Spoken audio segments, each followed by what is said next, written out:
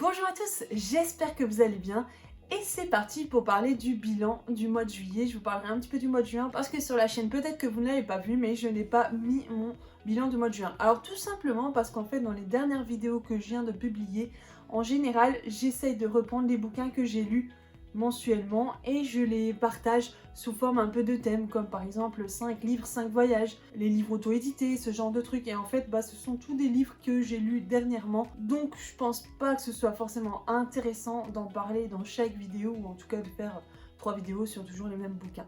Donc là je vais condenser un petit peu des lectures que j'ai lues au mois de juin et au mois de juillet, mais que je n'ai pas forcément mis dans d'autres vidéos. Dans tous les cas, si j'en ai déjà parlé dans d'autres vidéos, je vais dans tous les cas en parler très succinctement dans cette vidéo. Alors si on parle un petit peu de chiffres, j'ai noté, je pense que je ne me suis pas trompée, que j'ai lu 10 livres au mois de juillet. Alors moins parce que je ne suis pas en vacances, mon mari a pris des vacances, mais nous sommes en train de rénover une maison pour qu'il puisse en faire son cabinet. Donc forcément, je vais travailler avec encore plus de ce que je fais à côté. Et mon temps de lecture est un petit peu plus court. Donc j'ai lu moins de bouquins au mois de juillet. Et quand je suis très fatiguée, en général je lis des e-books avant de m'endormir. Comme ça je suis dans mon lit tranquillement et je peux lire avec mon téléphone. Mais mes yeux se ferment et finalement je ne lis vraiment pas énormément. Donc les livres sont un petit peu plus longs à se terminer. Je vais essayer de vous montrer les bouquins que j'ai en format poche et broché ici, en format vraiment papier. Et ceux qui sont en e-book, bon, comme d'habitude, je les mets ici sur le côté, je vous montre la couverture. Alors, le premier bouquin que j'ai lu, c'est En guise d'appât, qui a été écrit par Linda Laplante et qui est publié aux éditions L'Archipel. Il est sorti là, vraiment très récemment. Donc, je l'ai lu dans le cadre d'un service presse NetGalley, et donc forcément, c'est en e-book. Qu'est-ce que je peux dire de ce bouquin? Tout simplement c'est un thriller. Ici on est dans une histoire de cambriolage. C'est un peu une série de thrillers où Jack Ward est le personnage, le flic qu'on va voir dans les différents tomes. Donc moi je n'ai pas lu le tome 1 et pour lire ce tome 2 il n'y a pas eu de souci. Il y a peut-être des petits éléments sur le personnage en lui-même que je n'ai pas su, mais ça n'a vraiment pas dérangé ma lecture. On peut vraiment le lire de manière isolée, il n'y a pas de souci. Donc Jack Ward va aider d'autres policiers d'un autre endroit à résoudre une histoire de cambriolage. C'est un flic qui marche beaucoup à l'instinct, donc parfois il va pas forcément suivre les règles vraiment de manière très carrée et ça peut lui valoir des mauvais tours, mais en général il s'en sort toujours. Et ce qui est vraiment intéressant dans ce bouquin, donc à part l'histoire des cambriolages et de l'affaire qui est en train de se mettre en place pour que ce soit résolu, on a vraiment ce côté psychologique aussi des personnages qui est très présent. D'ailleurs pour ce personnage là j'ai réussi vraiment à bien le cerner au bout d'un moment, même si j'ai pas eu les détails du tome 1. Et on voit vraiment donc ce côté un peu du flic qu'il est vraiment passionné par son métier, il aime ça.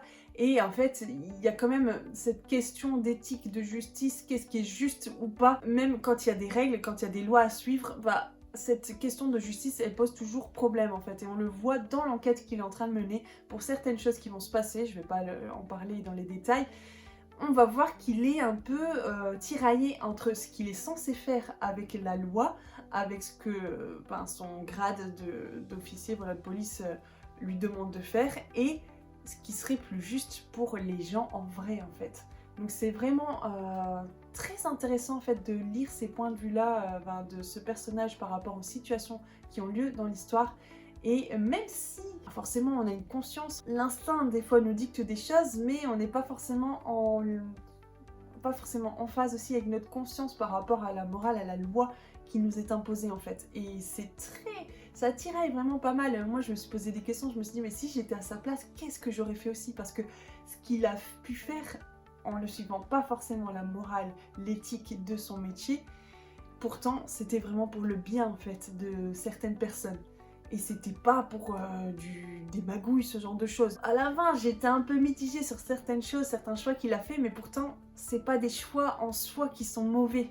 Mais donc je vous conseille vraiment ce bouquin si vous aimez les thrillers, si vous aimez aussi ces côtés psychologiques des personnages, vous en avez vraiment beaucoup dans ce bouquin-là.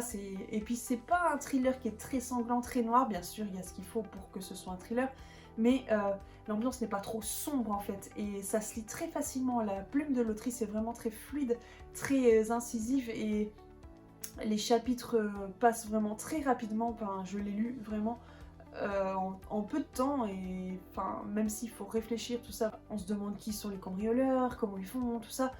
Bien sûr, il y a beaucoup de réflexions, mais ça se lit vraiment très bien. Un livre à lire. Un deuxième livre que j'ai lu, c'est L'Idole de Vincent Delarue, qui a été aussi publié aux éditions L'Archipel, et là aussi, qui sort même, je pense, mi-août. Donc je l'ai lu en service presse aussi pour NetGalley, et donc en e-book. La couverture elle est magnifique, vous pouvez regarder toute jaune comme ça.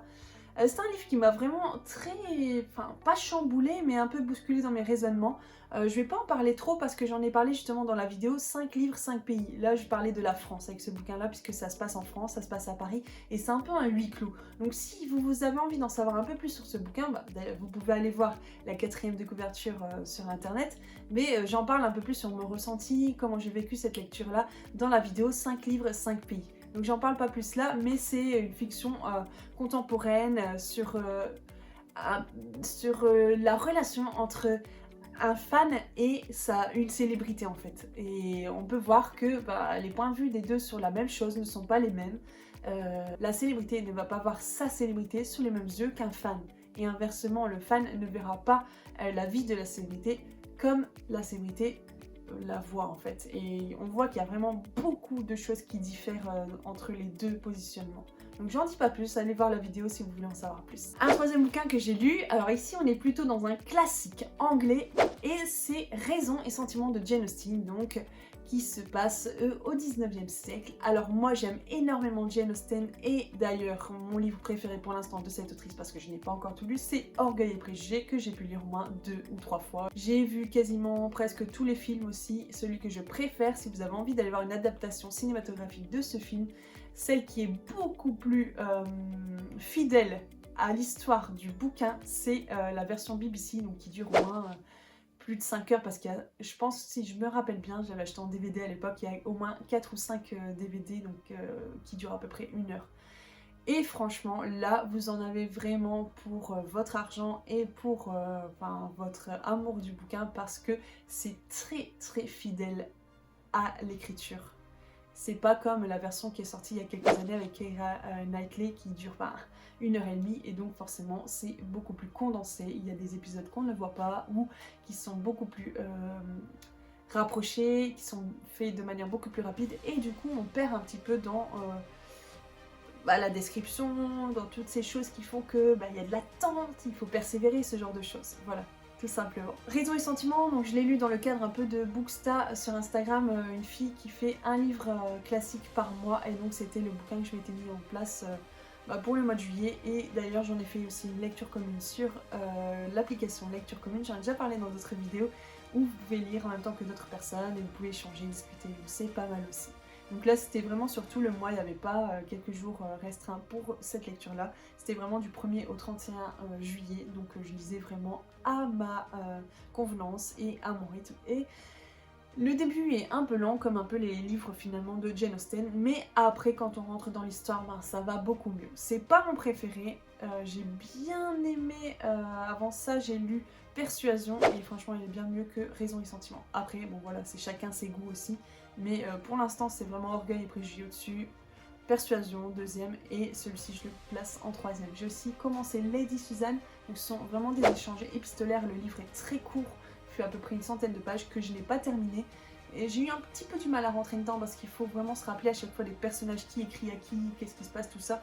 Et pareil, c'est pour aussi un challenge, un livre par mois, un livre classique par mois, et donc là, il faut que je finisse de le lire, mais bon, j'ai pas encore trop d'engouement pour ce bouquin-là avec les 20 premières pages. J'ai lu Les Lettres de Rose de Clarisse Sabar, donc c'est pas mon premier livre que j'ai lu d'elle, je sais que j'en ai déjà lu un ou deux il y a très longtemps, mais à l'époque je n'écrivais pas forcément les bouquins que je lisais, en tout cas je les répertoriais pas, et je les gardais pas forcément, donc je ne peux pas dire quel bouquin c'était. Donc c'était un livre en tout cas ici que j'ai énormément aimé, on y parle, c'est un peu des échanges aussi épistolaires. Je vous avais dit que je vous montrerais le bouquin quand je l'avais, donc voilà il est là.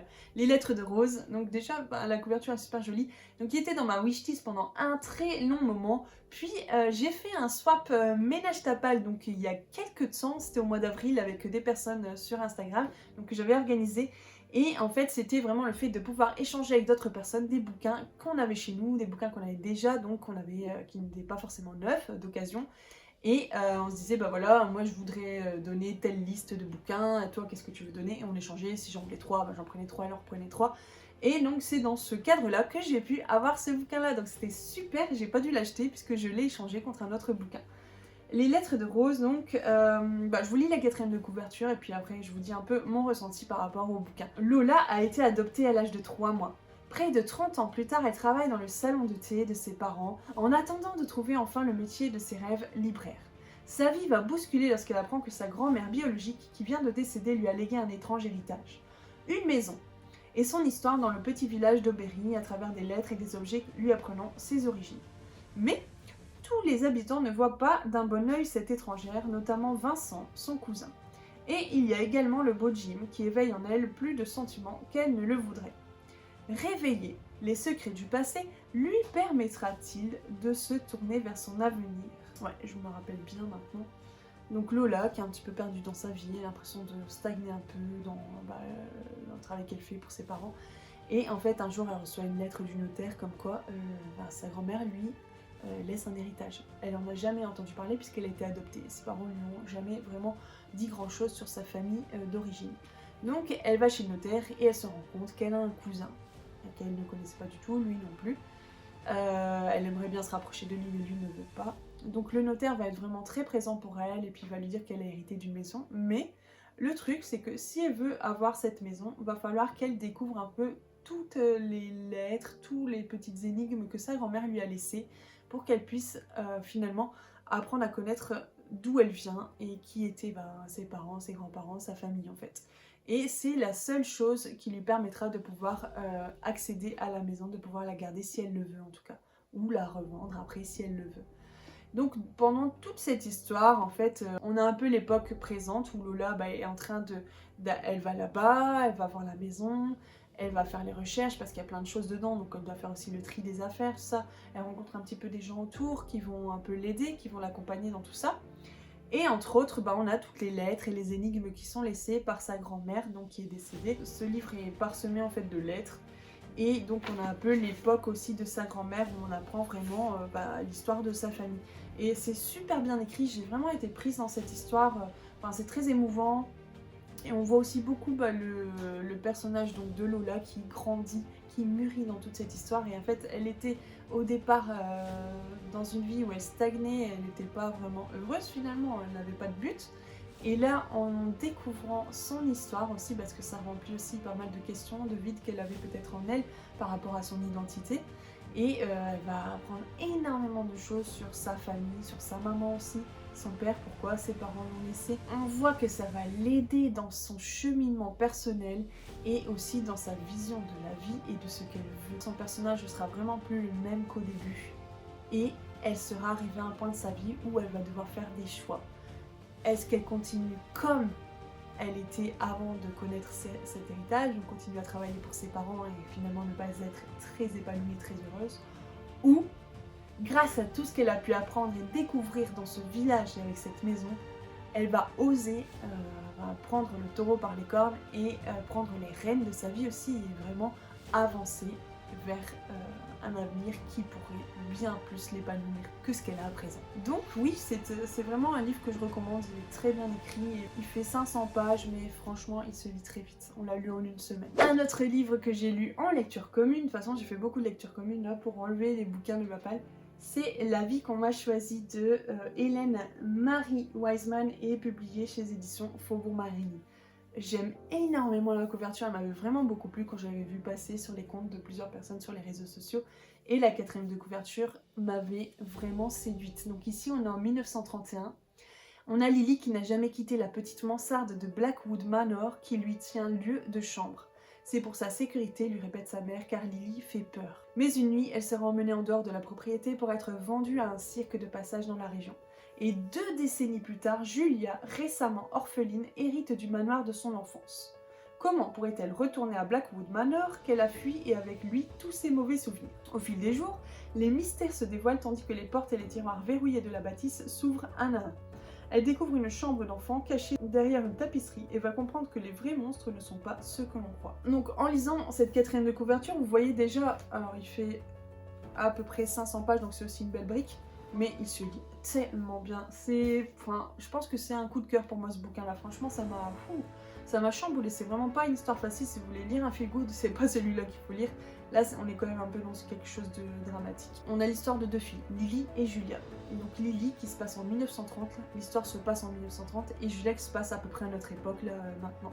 Et en fait on se rend compte qu'elles ont toutes les deux vécu dans le même lieu mais pas aux mêmes époques. Donc on sait juste ça nous, mais Julia, elle, ne sait pas que Lily a vécu là.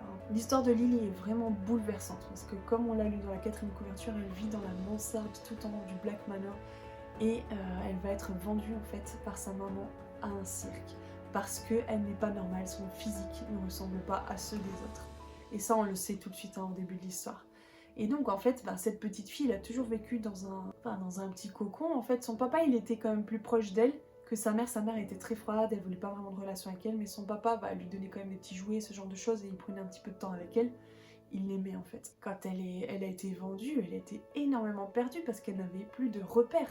Déjà, les repères qu'elle avait n'étaient pas les bons repères, mais elle avait toujours été cloîtrée, elle n'avait jamais rencontré personne, elle n'était jamais sortie de chez elle. Et là, elle voit des gens, elle est à l'extérieur, tout ça, elle est vendue à un cirque, donc c'est un cirque ambulant, ça va dans plusieurs villes. C'est vraiment un livre qui m'a bouleversée dans le sens où on est là face à une petite fille qui a peur parce qu'elle n'a rien ni personne à qui se raccrocher alors que tout a valsé, tout a basculé, elle ne connaît rien, elle ne connaît même pas les codes sociaux, elle ne sait même pas comment se comporter avec les gens en fait. Donc c'est vraiment très brutal pour elle. Et enfin, on pourrait en dire tellement des choses. Cette histoire m'a vraiment beaucoup travaillé pendant que je lisais et même quand j'ai terminé le bouquin, c'était vraiment une lecture très forte. En général, quand je lis des bouquins, je peux oublier très vite les histoires, même si j'ai beaucoup aimé, c'est comme ça, voilà, ça. Je lis, après je lis d'autres bouquins et j'oublie très vite le nom des personnages, j'en parle même pas. Mais ça, cette histoire, elle est encore là dans ma tête, je me rappelle de beaucoup de choses, j'en ai certainement oublié, hein, mais parce qu'elle a été tellement percutante, très dramatique en fait. Peut-être que mes émotions ont aussi été touchées d'une manière qu'elle ne l'était pas dans d'autres bouquins un peu plus contemporains, feel good, thriller, où on est un peu habitué à certains codes en fait. L'histoire de Julia, elle est très triste aussi, où elle a vécu dans ce manoir et ses parents étaient un peu assez froids aussi avec elle, surtout la maman. Et elle se pose beaucoup de questions, donc elle a fugué et en fait elle se rend compte qu'elle reçoit un courrier pour dire que sa mère est morte, parce que son papa il était mort avant qu'elle s'en aille. Donc elle doit retourner au manoir et si elle le veut en hériter, elle est obligée d'y habiter. Et si elle n'y vit pas, elle sera obligée de le revendre. Et cette histoire, vous allez voir vraiment au fur et à mesure qu'on lit, donc c'est un peu alterné les chapitres entre Julia et Lily, on va voir qu'il y a un lien entre ces deux filles, mais je peux pas vous en dire plus parce que j'ai peur de vous spoiler. Dans tous les cas, il y a quelque chose qui relie ces films, mais on sait pas quoi. Donc c'est très intéressant. Un bouquin où on ne rigole pas trop non plus, c'est La Chaîne. Donc on est dans un thriller ici aussi, qui a été écrit par Adrienne McKitty au livre de poche. J'en ai entendu parler sur la chaîne Sous le ciel, donc vous pouvez aller voir là. Elle n'était pas forcément hyper hypée par ce bouquin-là, mais moi, ce qui m'intéressait beaucoup, c'était vraiment l'originalité de l'histoire. C'est-à-dire qu'en fait, on est ici avec l'histoire de Rachel, une femme qui va apprendre que sa fille, Kylie, a été kidnappée. Le problème, c'est qu'elle ne doit pas juste donner une rançon pour récupérer sa fille, en tout cas, ça va pas se passer comme ça. Elle va recevoir des coups de fil de personnes qu'elle ne connaît pas qui vont lui dire ce qu'elle doit faire exactement si elle veut retrouver sa fille. Et en fait, on va se rendre compte que la chaîne, donc le titre de ce bouquin prend tout son sens au fur et à mesure de notre lecture, parce que si elle veut récupérer sa fille, en fait, elle va devoir faire la même chose à quelqu'un d'autre. Donc elle qui est victime va devoir être aussi un bourreau, un kidnappeur. Elle va devoir trouver un enfant à kidnapper et à reproduire tout ce qui a été fait avec elle, avec d'autres gens. Elle va devoir en fait faire perdurer cette chaîne. Ça donne un peu froid dans le dos quand même l'histoire parce qu'on se dit... c'est un truc de dingue, les gens qui sont au-dessus, ils sont tellement présents dans la vie, ils savent tout en fait des moindres détails de Rachel, de ce qu'elle fait, donc elle peut pas essayer de résoudre l'histoire d'une autre manière, aller voir la police ou ce genre de choses, parce qu'elle est vraiment fliquée entre guillemets par ces gens au-dessus, et quoi qu'elle fasse, sa fille elle peut disparaître en fait du jour au lendemain. Donc on est un peu dans deux parties dans ce bouquin-là, dans cette première partie où on va voir que sa fille a été kidnappée et comment elle doit faire pour retrouver sa fille, donc tout le processus qu'elle va devoir suivre et le processus en fait de kidnappeur qu'elle va devenir elle-même malgré elle. et une deuxième partie où, donc si elle arrive à retrouver sa fille, qu'est-ce qui va se passer, ou en tout cas si elle ne retrouve pas sa fille, ben, quelles seront les conséquences aussi. J'en dis pas plus sur cette deuxième partie, sinon bah, ça va pas vous aider si vous avez envie de lire, enfin je vais vous donner trop d'éléments en fait. Donc moi j'ai bien aimé, ça se lit facilement, on réfléchit, on veut l'aider d'une quelconque manière et c'est super dur en fait. Et ouais, mes sens, mes émotions étaient quand même bien chamboulées. J'ai beaucoup aimé cette lecture par son originalité en fait, par l'originalité de l'histoire. Après, c'est pas le coup de cœur, le truc de ouf, mais franchement, ça peut se lire si vous aimez les thrillers et que vous aimez un peu des choses qui changent, qui sortent des sentiers battus, c'est pas des cambriolages, des meurtres, assassinats, ce genre de choses. Bah, ça c'est un concept assez particulier et intéressant. Un dernier truc avant de passer à l'autre bouquin, c'est que l'histoire a été quand même inspirée de faits réels.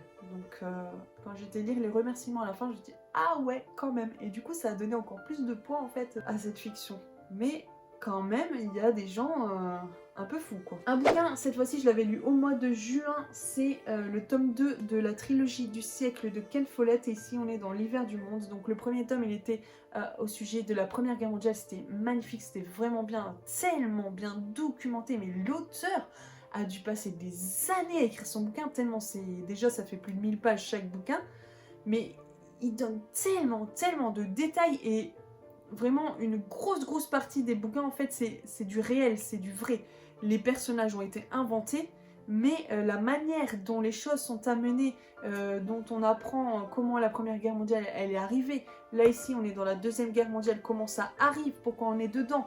Et tout ça c'est du vrai en fait. Donc il s'est énormément documenté et après bah, il a fait un peu une fiction historique avec tous ces éléments en fait. Et c'est très intéressant si vous voulez vraiment en savoir plus sur la Deuxième Guerre mondiale. En plus, bah, toujours avec les points de vue de pays étrangers, parce que c'est toujours les mêmes personnages qu'au premier tome. Il y en a qui disparaissent, il y en a qui arrivent, tout ça, ça vieillit. Mais on a toujours bah, l'Angleterre, l'Allemagne, la France, les États-Unis et autres. Et c'est très intéressant parce qu'on n'a pas juste notre point de vue, nous les Français, sur comment est arrivée la Deuxième Guerre mondiale, ce qui s'y est passé, comment elle s'est terminée, tout ça. C'est vraiment vu de plein de perspectives différentes. Et moi j'en ai appris encore plus de ce que j'ai pu apprendre à l'école ou par moi-même par la suite en fait. Et c'est très bien écrit, très bien documenté. Si vous aimez l'historique, la fiction forcément, un peu les romances, tout ça, des personnages auxquels on peut s'attacher aussi, ben, vous allez vraiment aimer ça en fait. C'est très bien écrit et oh qu'est-ce que ça c'est bien. Ça fait plus de 1000 pages mais franchement quand on est dedans, bah limite on les voit pas trop les pages. Après c'était des livres jeunesse, donc j'avais lu Les Carnets de l'apothicaire, le tome 2, hop, c'est super bien avec Miu Miu. Miu Miu. J'ai vraiment du mal avec le nom des personnages, j'oublie tellement vite, c'est un truc de dingue.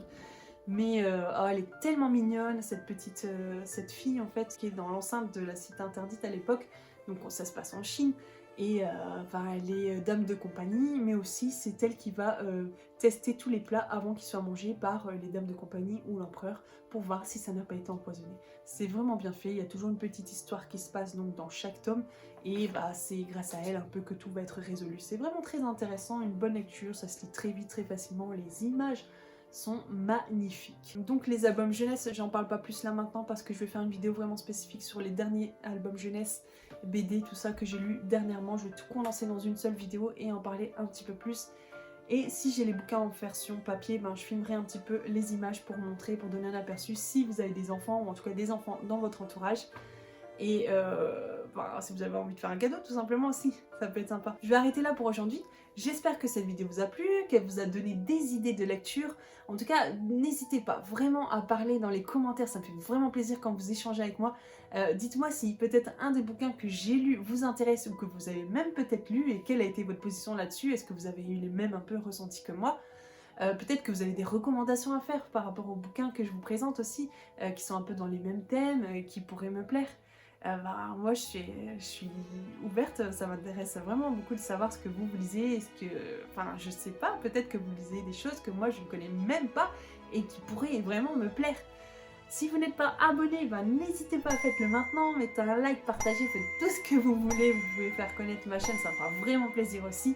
En tout cas, je suis là pour partager ma passion de la lecture. J'espère que vous avez passé une bonne semaine. En tout cas, je vous souhaite de passer de bonnes journées avant de se revoir pour une prochaine vidéo. Passez de bonnes vacances si c'est le cas. Dans les autres cas, ben, un bon courage pour le boulot. Et on se retrouve la semaine prochaine pour une nouvelle vidéo. À très bientôt, c'était les mots d'or. Tina, regarde, ici.